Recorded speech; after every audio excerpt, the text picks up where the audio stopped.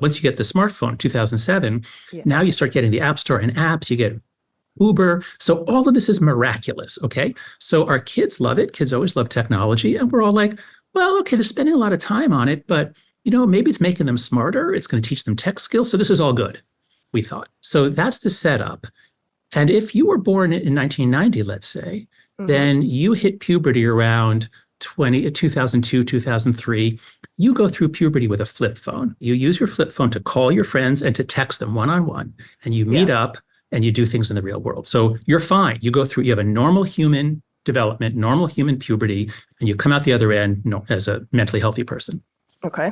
But suppose you're born in the year 2000. You are 7 when the iPhone comes out. You got a front-facing camera in 2010. You are 11 when you probably got one. You got on Instagram when you were 12. So when you hit puberty, you're going through puberty not meeting up with your friends. You're going through puberty, swiping, tapping, liking, and hanging on. What if I post something? How will people react? Half of our kids say they're on the internet almost all the time.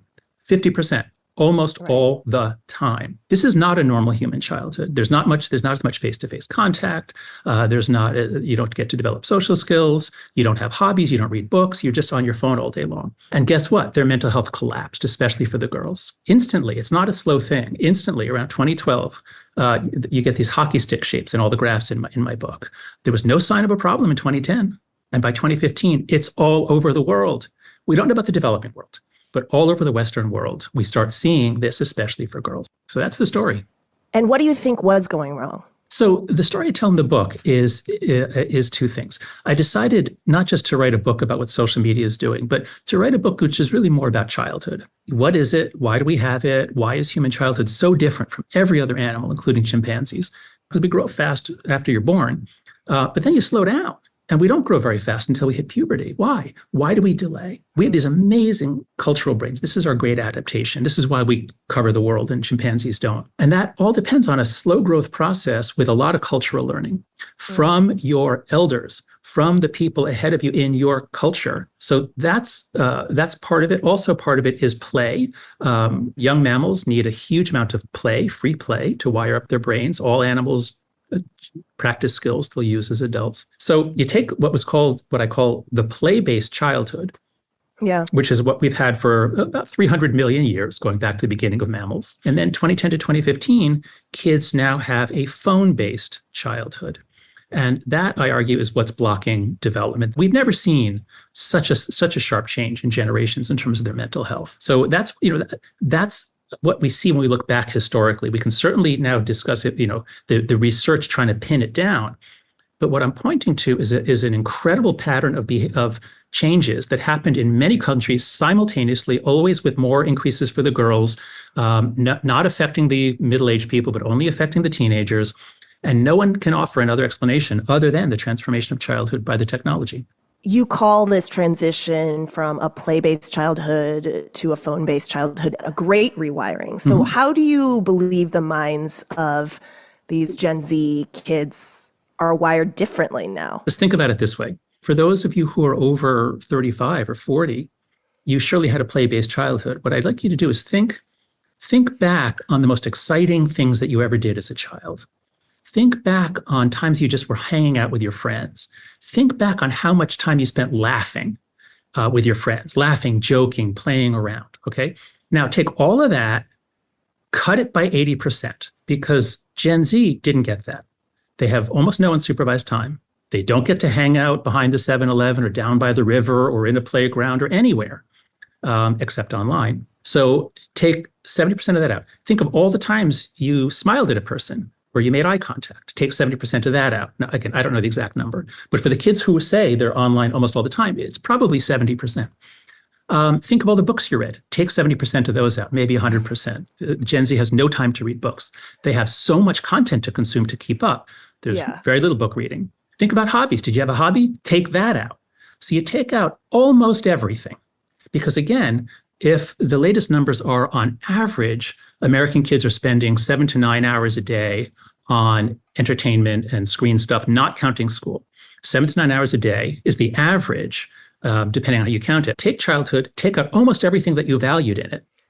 And what's left? But does hanging out have to be in person and with making eye contact in real life? Because a lot of these kids would argue we hang out all the time. We hang out in games. We hang out, on Right. social platforms. We are connecting. We're just connecting in a different way. That's right. And John Haidt, you're the fuddy-duddy, Yeah. for coming down on just the different tools that we're using to hang out and connect. Oh, that's a great objection. And, 10 years ago or 15 years ago, when I first saw Twitter and people sending out, oh, I just had a hamburger, I thought, God, this is so trivial. But then as a social psychologist, I thought, well, actually, wait a second. Like if you're like sort of checking in with your friends hundreds of times a day, that could be really good.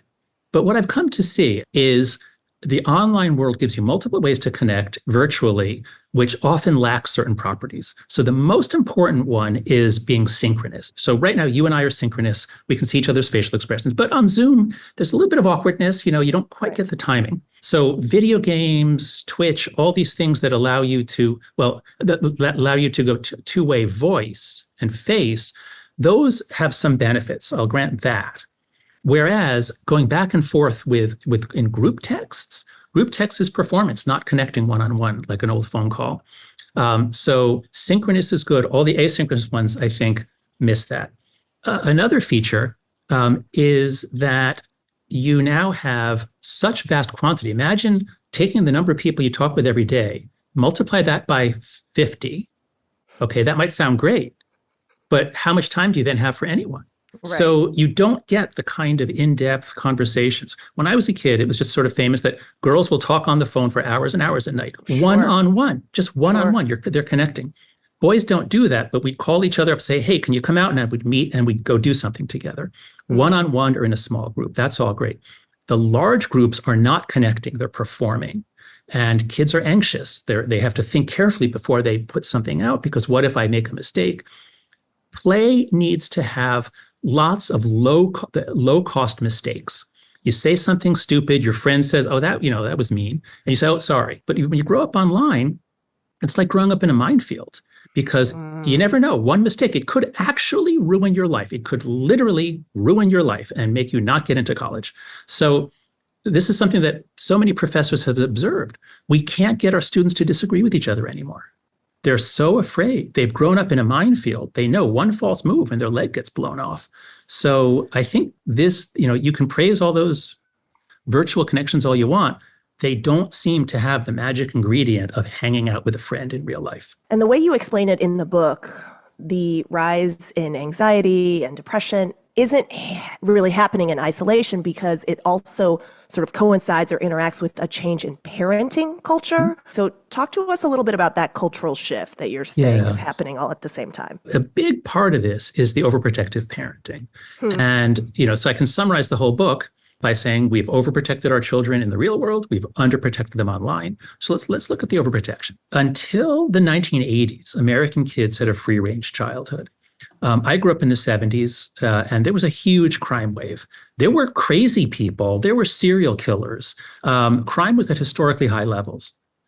All kids went out, and it was amazing and exciting. And we got into all kinds of arguments and fights and sports games, and just we had an exciting childhood. And that goes on until the 90s. Now you get the new media environment, so you get cable TV, you get 24-hour news cycles.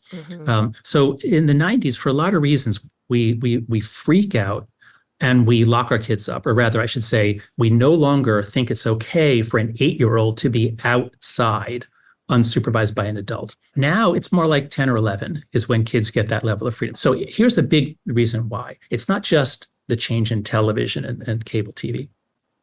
The biggest reason, I now believe, is the loss of trust in everyone else. There's a great phrase from a British sociologist, Frank Furedi. He talks about the collapse of adult solidarity.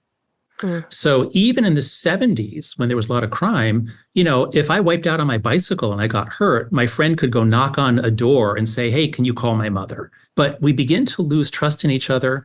Life moves away from the streets and moves indoors as we get air conditioning and television. We don't know our neighbors anymore. That's why we don't trust our kids to be let out.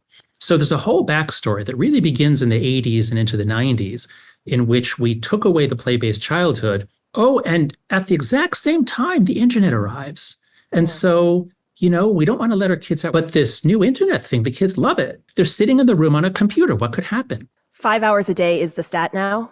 For social media. On average? It's right, media. 7 to 10, 7 to 9 in there if you include video games and porn and all the other things that the kids are doing. But just social media is 5 hours a day average. If they're spending so much time on social media, what are they doing less of? Everything else. The most important things they're doing less of, in order, are any kind of face-to-face contact with their friends or family, listening to their teachers, because they're doing this in school too, because most schools let them keep their phones in their pockets, flirting or gossiping or talking with their friends in school or at lunch, because even at lunch, if you have phones in your pockets at lunch, the kids they're doing what's called continuous partial attention. So they're continually paying attention to what's going on in their phones, and then they're also sometimes having conversations with the kid next to them.